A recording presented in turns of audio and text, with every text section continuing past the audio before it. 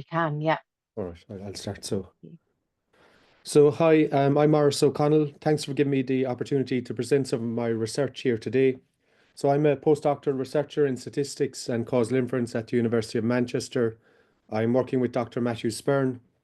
Now I'll give a 40-minute talk today on causal inference methodology using electronic health records.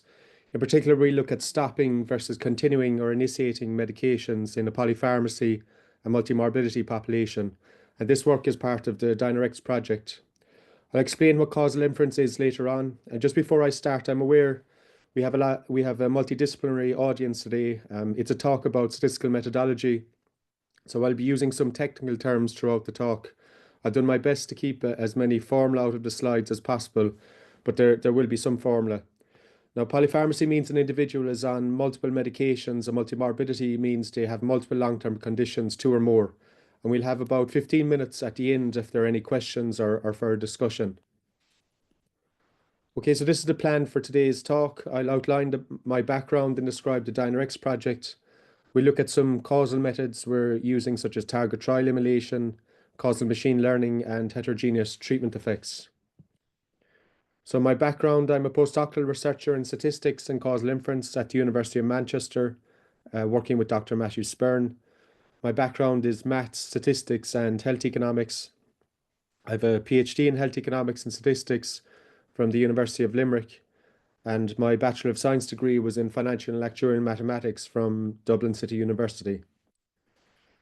So next I'll introduce the DynAIRx project. So this is our wonderful team on the DynAIRx project. We're a multidisciplinary, a multi-institutional team made up of clinicians, data scientists, statisticians, informatics specialists, professional services staff, as well as public participation, information engagement experts, and include members with lived experience of multiple long-term conditions.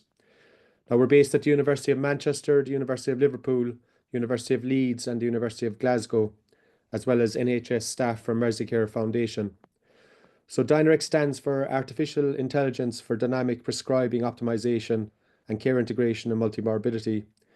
And DynAIRx aims to develop statistical and AI tools that support GPs and pharmacists to find patients living with multiple long-term conditions and polypharmacy who might be offered a better combination of medications.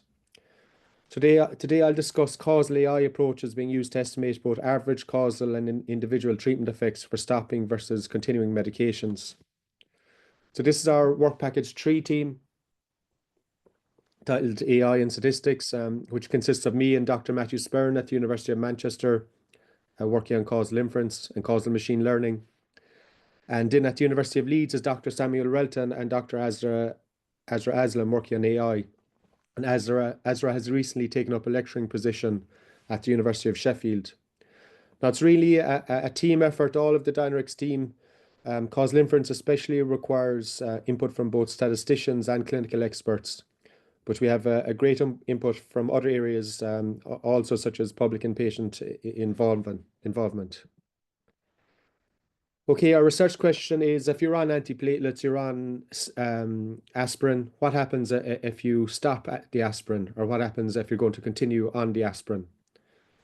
So it's a comparative effectiveness question in a polypharmacy population with 2 or more long-term conditions. So if a GP or pharmacist was doing a medication review, what would be the harms and benefits of stopping or continuing antiplatelets? For example, if you stop antiplatelets, you're at increased risk of an ischemic stroke. An ischemic stroke is where your blood vessel gets blocked. However, if you take antiplatelets, you're at increased risk of bleeds, such as hemorrhagic stroke. So a hemorrhagic stroke is where your blood vessel ruptures, or gastrointestinal bleeds. So we are in a polypharmacy population, so we're looking at effect modifiers and interactions with other medications also. We've developed different target trial protocols with great help from the entire DynAIRx team. So next I'll introduce causal inference briefly. So nowadays causal inference is booming. The 2021 Nobel Prize in Economics went to David Card, Joshua Angrist, Guido Imbens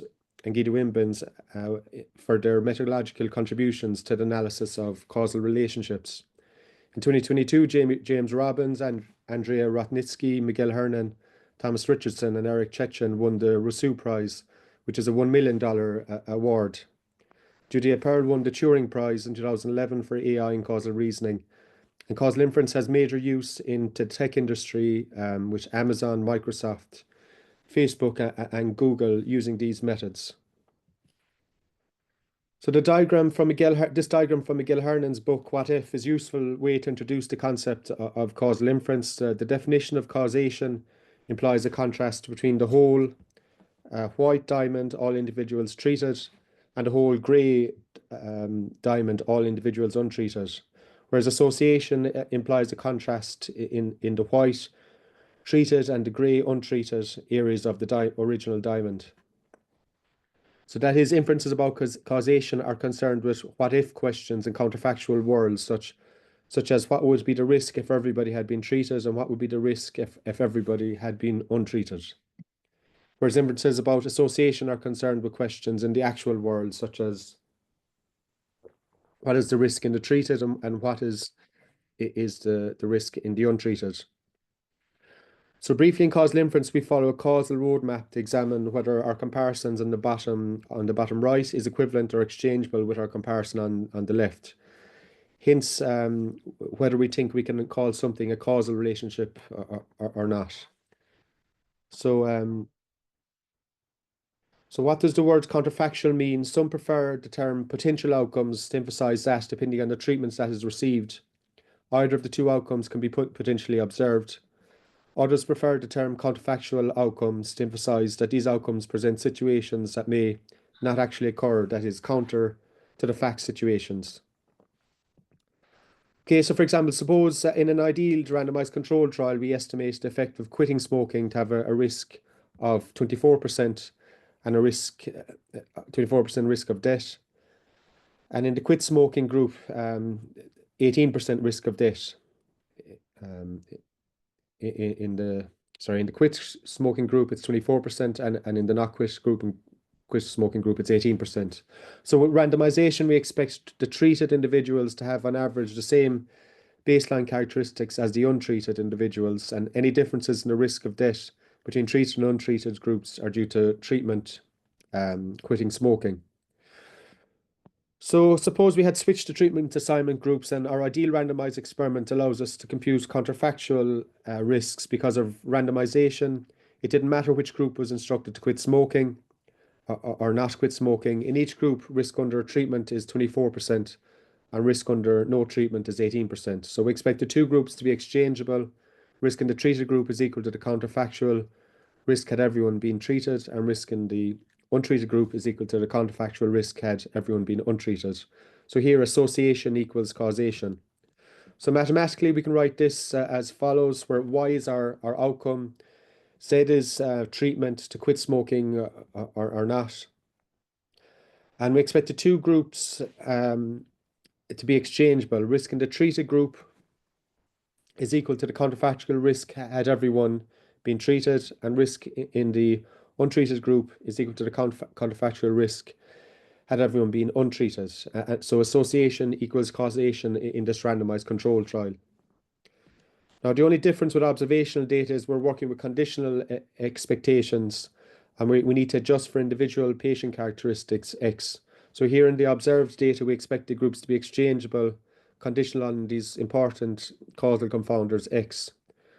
Risk in the treated group is equal to the counterfactual risk had everyone been treated, conditional on confounders X, and risk in the untreated group is equal to the counterfactual risk had everyone been untreated, conditional on X.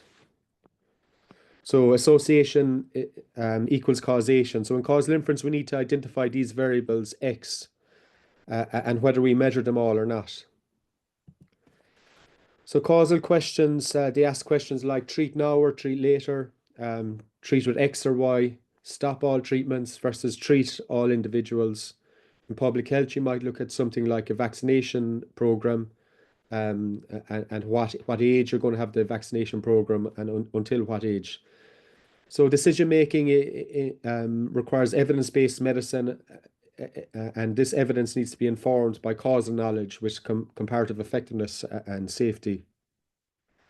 So 3 requirements of causal inference: we require a well-defined causal question, high-quality data, and a valid data analysis. Now, methodology discussions often exclusively revolve around the data analysis, but today we're going to briefly mention the tree. Okay, so these are the causal questions we elicited from clinical experts in the DynAIRx project. So we're going to concentrate today on the first question here, antiplatelets. What if we stop antiplatelets like aspirin in a polypharmacy population with 2 or more long-term conditions? Now we are considering other medications as well, such as statins, anticoagulants, bisphosphonates, and so on. But for the purposes of this presentation, we'll concentrate on the first one here, antiplatelets. So this is a picture of the DynAIRx team at our most recent DynAIRx meeting at the University of Liverpool. And we held a number of regular meetings, both online and face-to-face with clinicians, to elicit a causal DAG to identify variables and also to develop target trial protocols. So this is an example of a causal DAG for DynAIRx. It's a diagram which lists all the important variables that a clinical expert expect are important between an intervention, antiplatelets, and an outcome, stroke. So for example, this is one example of a causal DAG for stroke, where stress is a behavioral causal risk factor, lipids is a physiological causal risk factor, diabetes is a preclinical disease to the outcome, ischemic stroke. Now, this is an example of a causal DAG we elicited with clinical experts for ischemic stroke. There's a lot of variables, so it's quite difficult to see in the slide, and we've not connected all of the arrows to make it easier to read. This is a causal DAG we elicited for one of our bleeding outcomes. In this case, it was hemorrhagic stroke. Now, in causal machine learning, this is a super learner, which Mark van der Laan uses a lot with his TMLE approach. So in causal machine learning, it's the opposite. We don't use causal DAGs here. Well, we use causal DAGs here for certain variables that should not be adjusted for. And here is an example of a super learner. We can include all the variables available to us for this. And dimension reduction can be done if necessary. So we specify a library of machine learning algorithms. Here, for example, we have Bayesian regression trees, random forests, linear regressions, GLM nets, regression splines, neural networks, highly adaptive lasso. So it holds an internal competition. It splits the data in, let's say, 9/10 and 1/10. 9/10 for the training sample, 1/10 for the validation sample. And you test them out on the left out patients, and you get a loss function. And you optimize that loss function to get closer and closer to your desired function you're trying to learn, like a conditional probability. So of course you don't do a single split, you do the split tenfold, so you're using the full data set. And now we have a performance estimate for each of the candidate estimators in your library. And you don't know a priori what's going to happen. So this is precisely which aids the semi-parametric approach. So a convex superlearner will go for the best weighted combination of the algorithms instead of the discrete superlearner, which chooses the best algorithm. And you can see here in the picture, it shows 1/3 BART, a bit of GLM, and the rest was highly adaptive lasso. So this might be a helpful approach with electronic health records where the data is high dimensional, like in the DynAIRx project. It's unlikely we want to throw the entire list of code lists at the algorithm. We did not apply dimension reduction, but this could form part of the algorithm. But in DynAIRx, we did extract a very large group of code lists for variables we thought might be necessary for any causal analysis after consultation with clinical experts. So the next step in the algorithm is complex, which uses theoretical properties, and I'll give a simplified example later on. So this is the GitHub link to the code list we prepared for the CPRD electronic health records. And we have a paper which was recently accepted for publication in BMC Medical Research Methodology on the generation of these code lists, which you can see in the list of references at the end of these slides. So the generation of these code lists and the data preparation of this big electronic health record data set is a team effort, and it's quite a time-consuming process. So as just outlined in the DynAIRx project, we identified the important confounders through a detailed elicitation process with expert clinicians. And in the DynAIRx project, I'm using G methods such as inverse probability weighting to adjust for confounders. And only G methods can be used to adjust for time varying confounding. And a lot of my time on DynAIRx project has been developing the R code for these methodologies.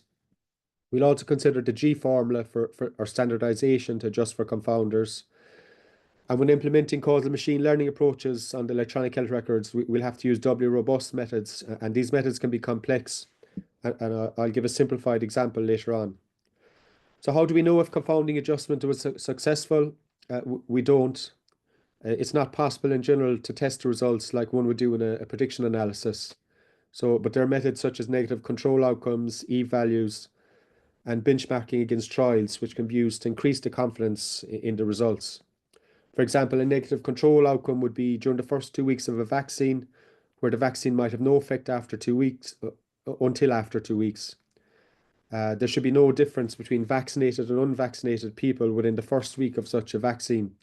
And if we found the difference, it might suggest we have not measured all important confounders. Now, of course, in practice, there may be some small differences. Take the COVID vaccine. If someone vaccinated people were infected on day 1 and showing symptoms, they might not have been invited for vaccination. So next I'll outline the target trial protocol approach. This is the target trial protocol approach which Miguel Hernan is well known for developing. So the algorithm is you ask the causal question, point at the target, specify the protocol of the target trial, and then you answer the causal question, you shoot the target.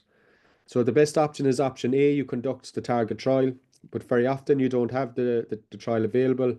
And we're going with option B in DynAIRx. We're using electronic health records to emulate the target trial. And then we need to use appropriate causal inference analytics. Okay, so these are the headings required to clearly define the causal question and estimand. So what does the word estimand mean? So when I say the word estimand, I mean the headings within the brackets are necessary here to clearly define the causal estimand. So these 6 headings here, and they point at the target. So then the data analysis is the final step, which shoots at the target. So in DynAIRx, we're looking at the outcomes such as death, stroke, and bleeds. And this is an example of a draft protocol. This is the sample one I drew up for one possible emulation of the target trial protocol for stopping versus continuing or initiating antiplatelets. I'm not going to go into the detail here due to time constraints, but the slides will be available, and the presentation will be recorded if you want to look at it in more detail. I give this protocol as we look at a cloning example from this protocol today soon. So this is just the second page of that emulation of the target trial protocol. And after consultation with expert clinicians, our target trial has changed. So this is an earlier draft. So unlike protocols for RCTs, for randomized control trials, the protocols for the emulation of a target trial can change at each iteration as you look at the data and as you find out some analysis is not possible from the data. Now, of course, if you're doing benchmarking a target trial against a real target trial, you're going to want to publish that protocol in advance. And especially if you're doing causal machine learning, it's a good idea to a priori specify your analysis for the semi-parametric approach. Okay, so ignoring problems is not the best way to keep your head above ground. So in one of the target estimands, we expect there to be a positivity violation, which means we have nobody in one of our treatment arms.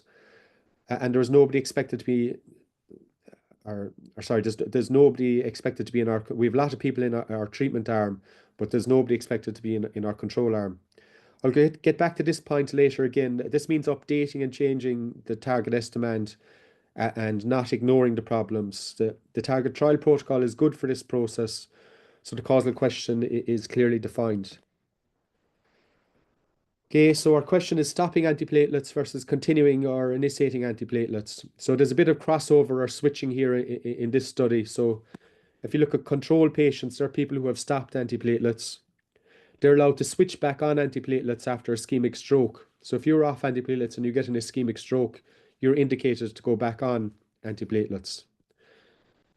In the experimental arm, where you're taking antiplatelets, you're allowed to switch off antiplatelets after a major bleed. So you get a hemorrhagic stroke or a GI bleed, you're going to have to switch off it. So we have crossover So if you look at that here, this is the experimental arm. This person here is on antiplatelets, and at this point, here they get a major bleed, such as a GI bleed, and they have to stop taking the antiplatelets. Now they've stopped taking antiplatelets, so effectively they're doing what they're supposed to do in the other arm. But this person stays in this arm. They've been randomized to this arm. Well, in a trial, they would be randomized to this arm, and this is an intercurrent event, so they stay in that arm. Now, if you look down here, this is the control arm. Someone stopped antiplatelets here. This person here stopped antiplatelets, but at this point in time, they got an ischemic stroke, and now they can't take antiplatelets. They have to start taking antiplatelets now, so there's crossover. So we have intercurrent events, and a dynamic treatment strategy would be of the form treat unless you can't be treated versus no treatment unless you cannot receive no treatment. So in the experimental arm, take antiplatelets unless you get a major bleed, in which case you switch to stop taking antiplatelets but remain in the experimental arm. Okay, now switching treatments dilutes the treatment policy as demand. So very often some clinicians might be interested in what's going to happen if I treat the patient and what's going to happen if I don't treat the patient. But unfortunately, there's going to be some intercurrent events and which will dilute the treatment policy, and we can't censor on intercurrent events. So there's some major concerns about these analysis where you do a per protocol effect and you exclude people who cross over. It's vulnerable to immortal time bias, or you just look at an as treated effect under treatment as a time varying covariate. Okay, so patient exclusions must never be based on intercurrent event, as I said. So a dynamic treatment strategy such as treat unless you can't be treated acknowledges the time of crossover. For example, take antiplatelets unless you're contraindicated with a major bleed. Okay, so switching treatments dilutes the policy as demand. I won't spend too much time on principal stratification, but there are strategies to handle intercurrent events in the S-demand definition. They technically resolve the concern, but not practically. Now, there are other alternatives already, also, which they call as a hypothetical strategy. So next we look at treatment strategies. So in the DynAIRx project, we're looking at dynamic treatment strategies. So if we explain the difference between, for sustained treatment strategies, you could have a static or a dynamic treatment strategy. So static strategies where everyone is treated the same at each time. So for example, treat with 140 mgs of antiplatelets daily for 3 years. Now this is rarely of interest and non-optimal. A dynamic strategy is where the treatment is based on individual patient characteristics. For this example here, you're treated with 140 mgs of antiplatelets daily for 3 years, but you stop if or when the individual has a major bleed, a hemorrhagic stroke or a GI bleed. And very often the optimal strategy is a dynamic strategy. Now for DynAIRx, the causal contrasts we're looking at are both intention to treat, which would be a fixed time point intervention, and per protocol analysis, which would be like a dynamic treatment strategy. Okay, so we just look at some of the methods here. So why is it hard to align eligibility and treatment assignment to time zero? So there's two types of problems you may get. The first one here we look at first is the time of eligibility is not unique. So an individual may meet the eligibility criteria at multiple times.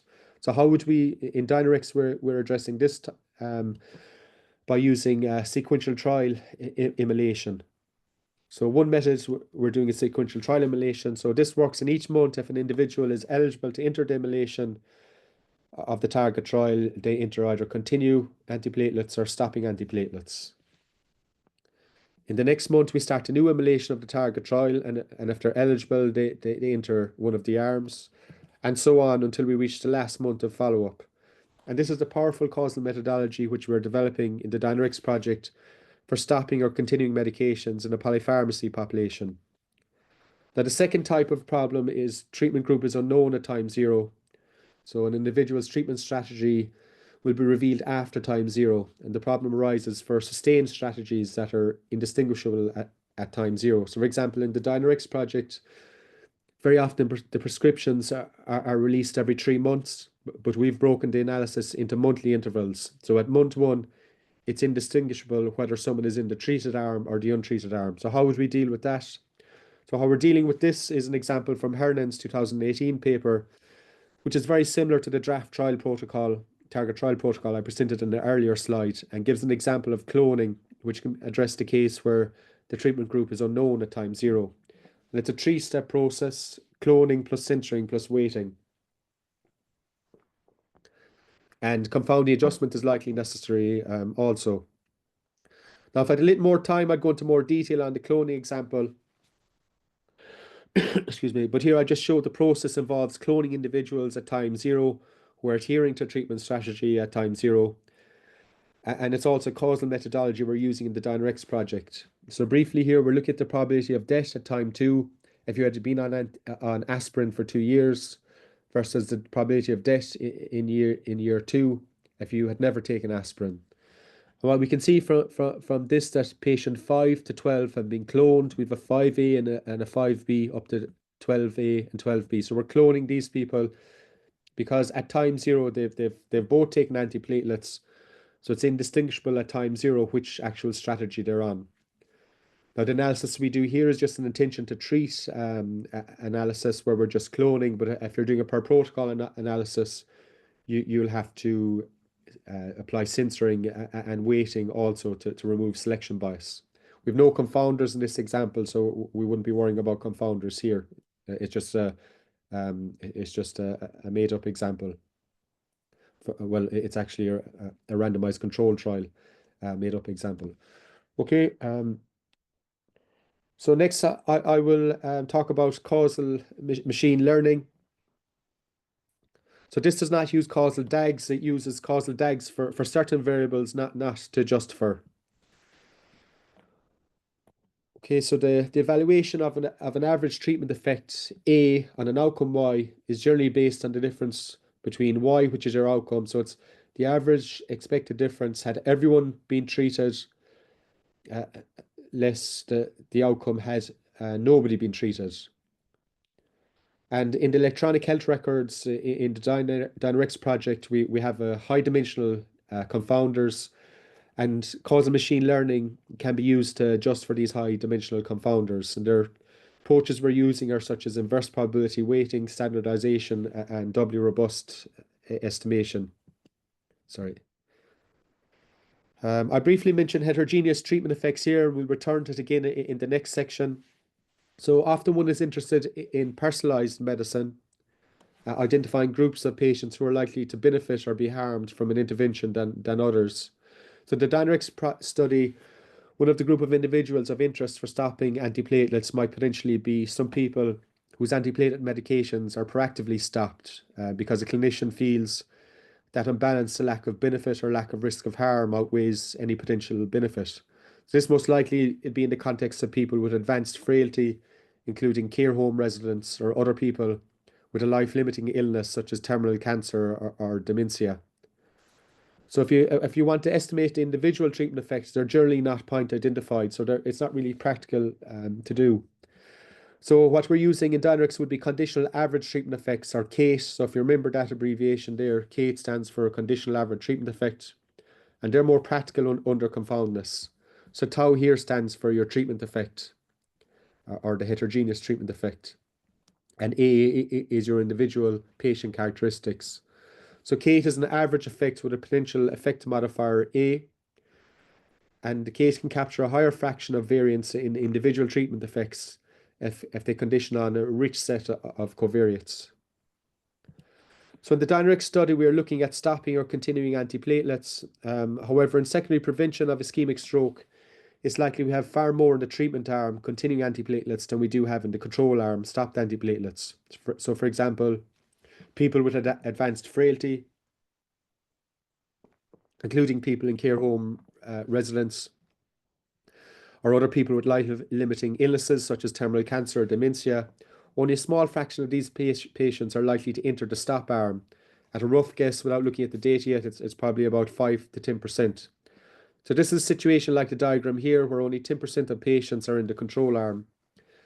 But the only difference in this diagram is this, it's simulated data, and it's simulated so there's no treatment effect in the outcome had everyone been treated in the population, and it's the same effect had everyone in the population been untreated. So there's no heterogeneous treatment effect in this simulated data. So just a technical term, what is regularization? So regularization adds a penalty term to the cost function of linear regressions, which shrinks the coefficient towards zero, reducing model complexity and increasing bias, but decreasing variance. The amount of regularization can be adjusted to balance the trade-off between bias and variance. Okay, so if we just, that was just a technical term there. So if we just get back to the T-learner here, which is consistent, it may not perform well in finite samples due to a phenomenon called regularization bias. So given that we fit y0 and y1, zero means you're in the control and 1 means you're in the treated arm separately. And these two functions may end up regularized in different ways from each other, creating artifacts in the learned Kate estimate or treatment effect tau. So this problem is particularly acute if we use methods where the amount of regularization depends on sample size. And if there are many more controls than treated units or vice versa, like in the DynAIRx example, where we only have about 5 to 10% are expected to be in the control arm. So this figure illustrates this issue. There's no treatment effect. So y0 and y1 are equal. The treatment effect is 0, but both regression surfaces oscillate with x.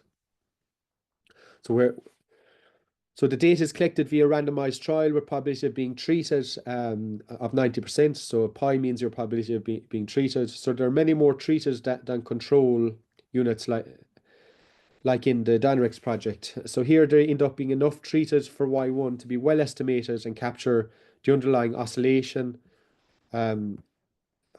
here of the conditional response function. On the other hand, there are very few control units, so the best we can do with y0 is to heavily regularize it, resulting in an estimate that is almost constant in x, the straight line here. So both estimates y0 and y1 are reasonable on their own. However, once we take their difference, as in the slide, we find strong apparent heterogeneity in the treatment effect, which is concerning since in reality there is no treatment effect everywhere in this example. So other concerns with the T-learner is regularization-induced confounding arises because the T-learner does not explicitly account for variation in the probability of being treated conditional on confounders. So the probability of being treated is called the propensity score. And if the propensity score varies considerably, then our estimates y0 will be driven by data in areas with more control units, and those with y1 by regions with more treated units. And if there's covariate shift, the data used to learn y0 and y1, this may create bias for their difference in the treatment effect. Okay, so a good approach to estimate the case or the treatment effect accurately and is in a flexible statistical learning manner, not necessarily simultaneously estimating the two accurately. So tau here is the treatment effect. And just to define what we mean, a technical term, we say treatment effect is heterogeneous if there are groups of individuals who have different treatment effects that differ from the average treatment effect in the population, or if there are differences in the effect of a policy or intervention for different people. Okay, so if we look at this here, so this is standardization. And for simplicity here, I'm going to move away from Kate's just because this, and we're just going to look at the mean outcome under treatment. And we're only looking at the mean outcome under treatment. So we train a prediction model for the outcome in the treated using confounders. We use this to predict the outcome for everyone, and we average these predictions. And this is machine learning. It's or AI, and it's increasingly popular. But if you look at this diagram here, we need to extrapolate to the left because there's not a lot of data here, and we don't know if this is appropriate. So there's plug-in bias. So estimates for machine learning is very variable. Sampling splitting doesn't work. Bootstrapping doesn't work. The confidence interval is biased. Bootstrap does not work on data adaptive models. Machine learning is good for prediction, but it's not tuned very well for causal estimates. So the treated here are mostly on the right in this diagram here, and there's not a lot of data on the left. So we have to extrapolate the line on the left here, and it's smoothing too much in the area where there's no data. So machine learning does well where all the data is here, but we need to tell machine learning to do better over here with the predictions on the left. Okay, so the pre-specified protocol model is good in causal machine learning, but the opposite has bias where you try 100 models and pick the best one. Sample splitting does not remove bias in this machine learning approach. So if we look here, we have treated people here in black, and in white we have control units. So if we train in the treated using confounders, and then we predict the outcome on treated for everyone. So we predict the outcome for treated on the treated, and we predict the outcome for treated on the untreated.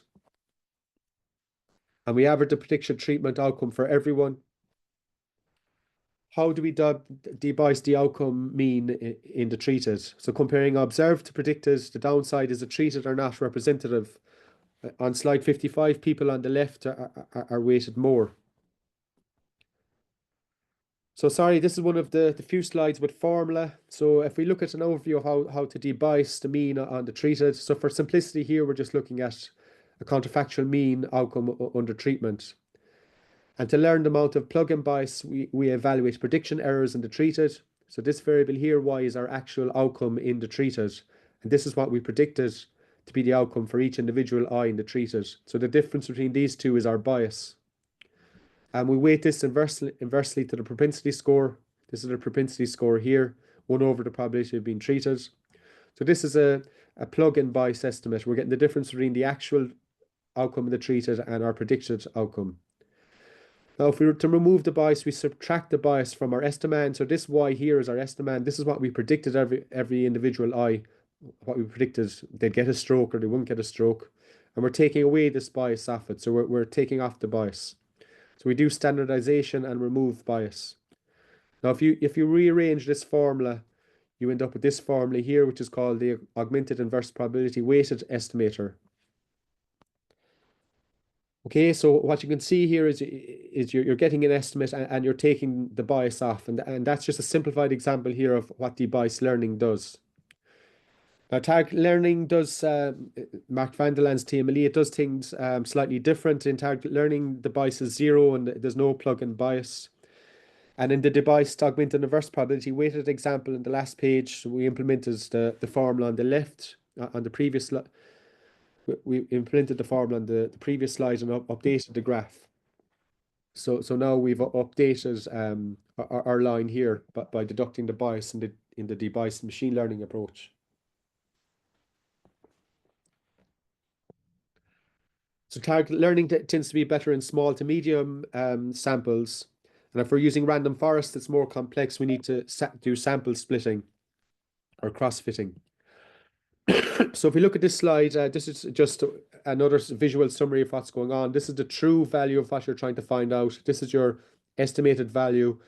And you're doing a one-step correction. You're taking away the bias. So this moves over here and it's getting closer to your true value. So to summarize causal machine learning, standard statistical analysis ignore model uncertainty. They leave residual confounding bias due to model misspecification, and the pre-specification of the analysis is complicated. Now, targeted and debiased machine learning overcomes these issues.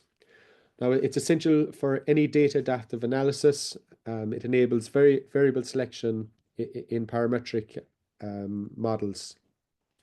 Now, causal machine learning is for evaluating a treatment effect, not a prediction. So it's harder than comparing predictions with observed outcomes, because we cannot compare estimated with true effects, treatment effects. And this is why causal machine learning very often uses asymptotic statistics. Okay, so finally, we just look at heterogeneous treatment effects. We cover some of this in the earlier section on causal machine learning, so it follows from there. So in personalized medicine and causal inference, we can select patients whose treatment effect is most beneficial or harmful from stopping or continuing medications in a polypharmacy and multimorbidity population. Now, previously I developed an R package with Dr. John Ferguson, and I developed it further in Manchester with Matthew Sperrin, where we're looking at impact fractions, where we pick a fraction of the population to treat. Now we have a an R package called GraphPath, which is available on Crown. And at the moment, I'm looking at combining causal machine learning with Kates, such as the R learner, and combining this with previous work I did on impact fractions. So impact fractions, this is just unpublished work which I need to submit for publication. So this is an impact fraction on a previous, I'm nearly finished now, just a few more slides and I'm finished. So this is just an impact fraction where we change the proportion treated each time. And in this case, it's a slightly different example where we're looking at different pathways. So the different pathways between physical activity and stroke, and the different pathways add up to an average pathway specific path. So I'm trying to work on what I previously did here and adapt it to something similarly done by Jaslowski and Wager. Have interesting work in this area. So they've been using causal machine learning and K to select those most at risk of benefit or harm from a population for treatment. And I plan to do a similar approach to this. So we see the straight back line is the average treatment effect, and the red line and black line show how a baseline prediction model and a causal machine learning case differ from the average treatment effect as we select those most at risk first. This measures heterogeneous treatment effects as it shows the individual case differs from the average population. So to finish up, the conclusion, randomized control trials will always be preferred by reasonable decision makers, and evidence is unlikely to be available from RCTs to support all decisions at all times. So in DynAIRx, we're using electronic health records to try and emulate target trials when we don't have that trial available. So these are some slides or these are some references from what I've been talking in the slides. And thank you very much. I'm happy to take any questions if anyone has a question. Thank you so much. Let's give Reese a round of applause.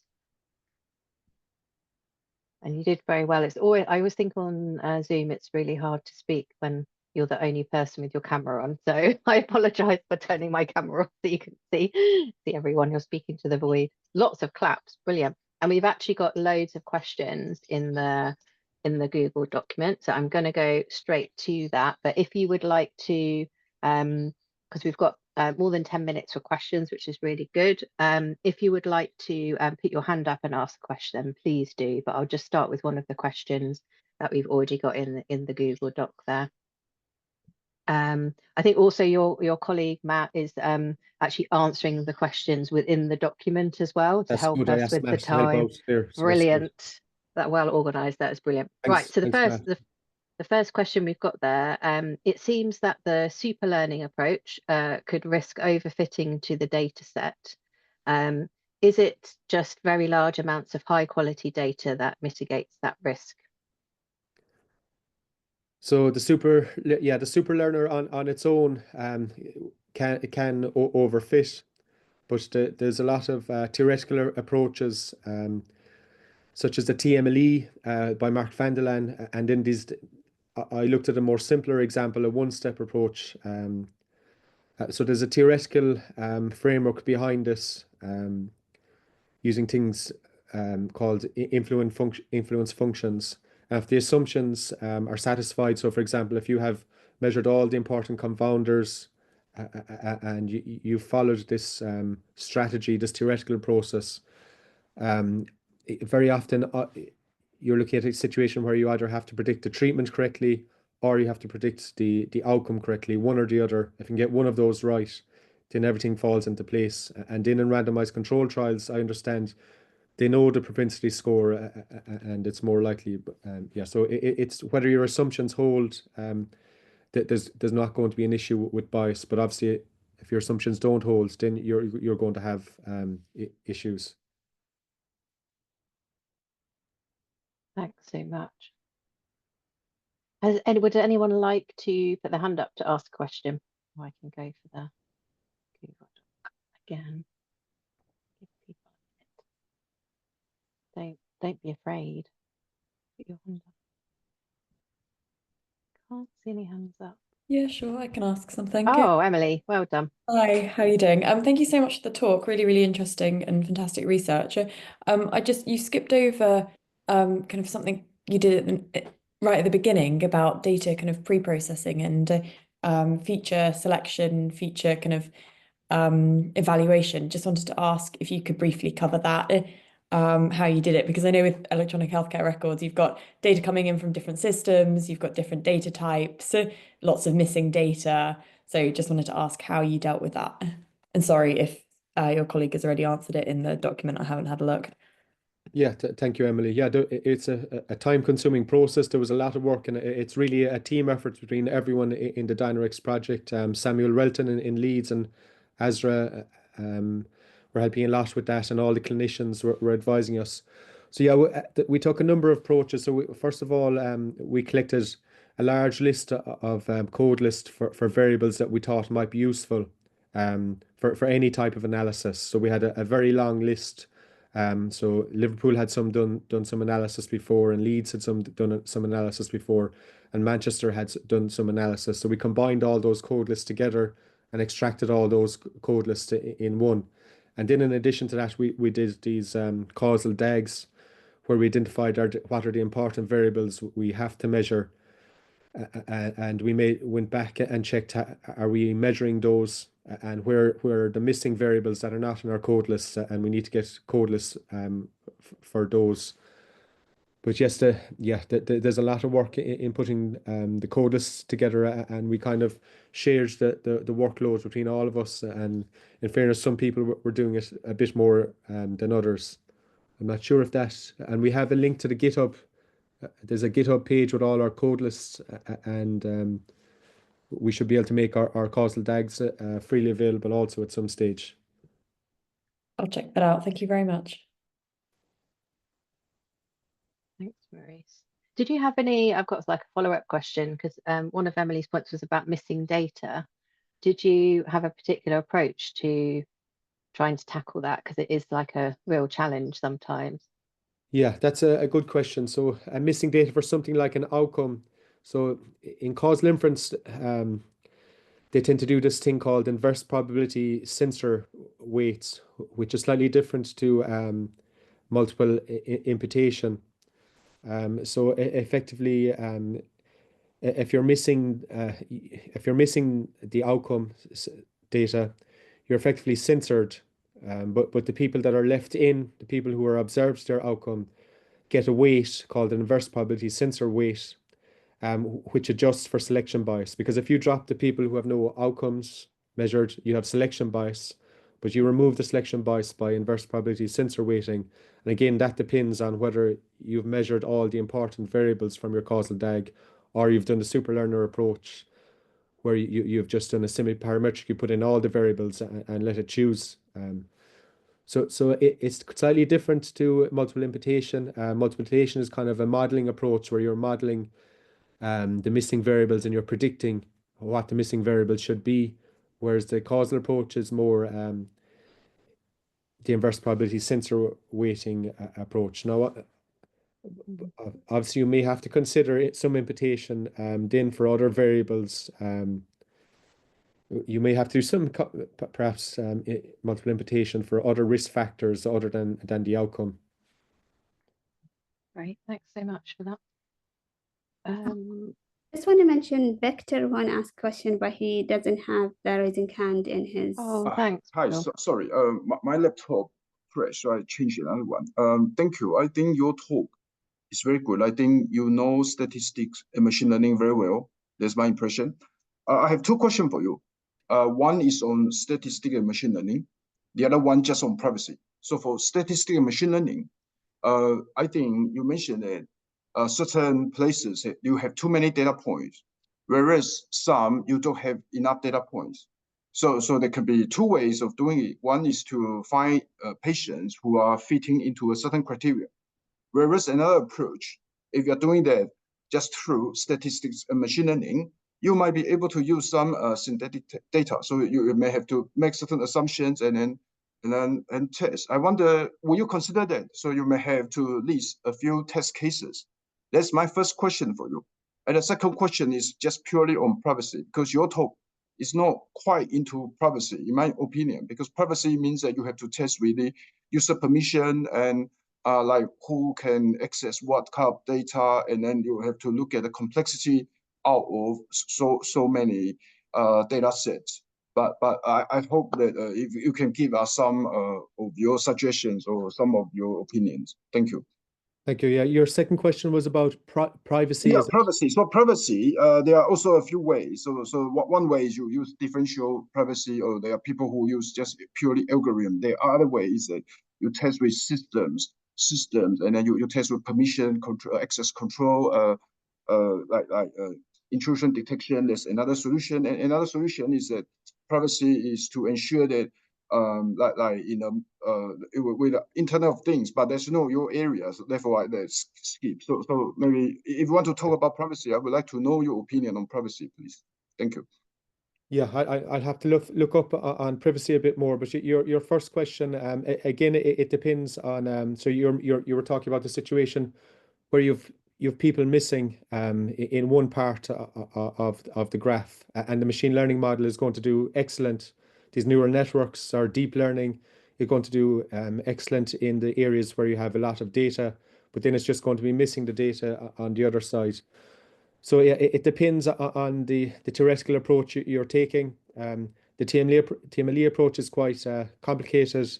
I'm not going to go explaining that. So I just gave the example of a more simpler approach of the augmented inverse probability weighting.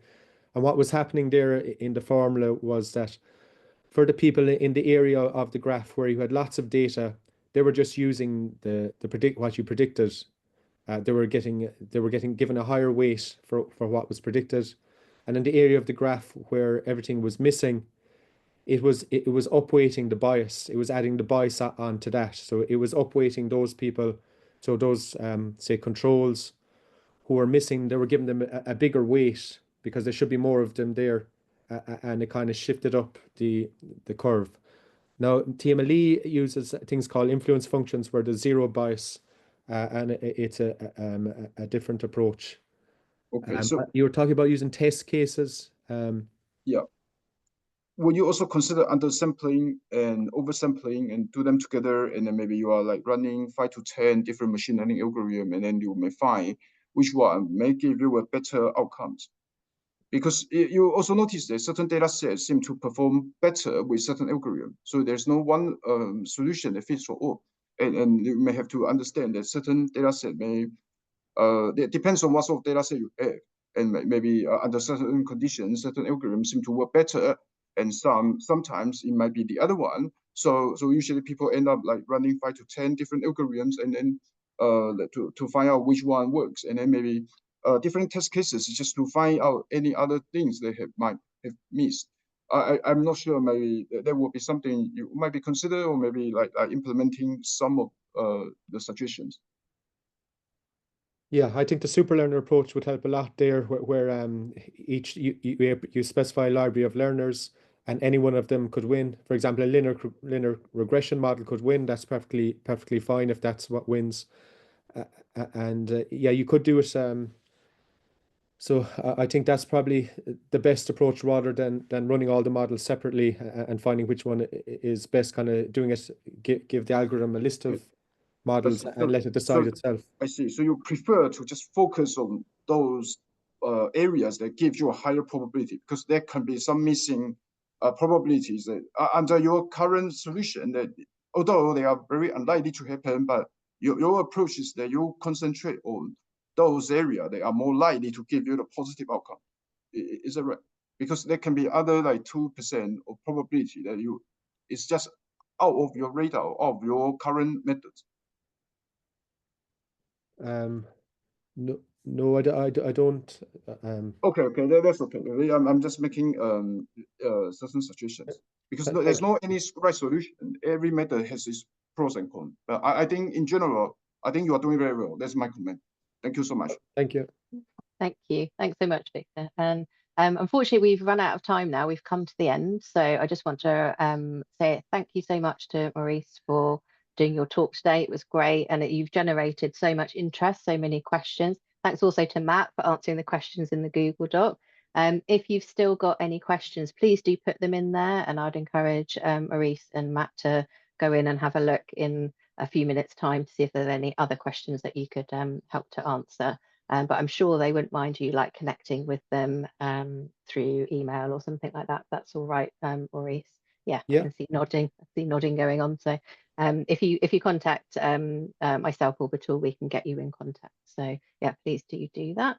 And yeah, thanks so much. Thanks so much again. The video will be made available. And as I said, this is our last ECR lunchtime session. So thanks to everybody for attending these sessions, because they've all been really great. And thanks again to our speaker today. So thanks a lot, and have a good rest of your day, everybody. Thank you. Thank you, everyone. Thank you, Maurice. Thank you, Matt. Thank you. Thanks. Bye. Bye, everyone. Thank you very much.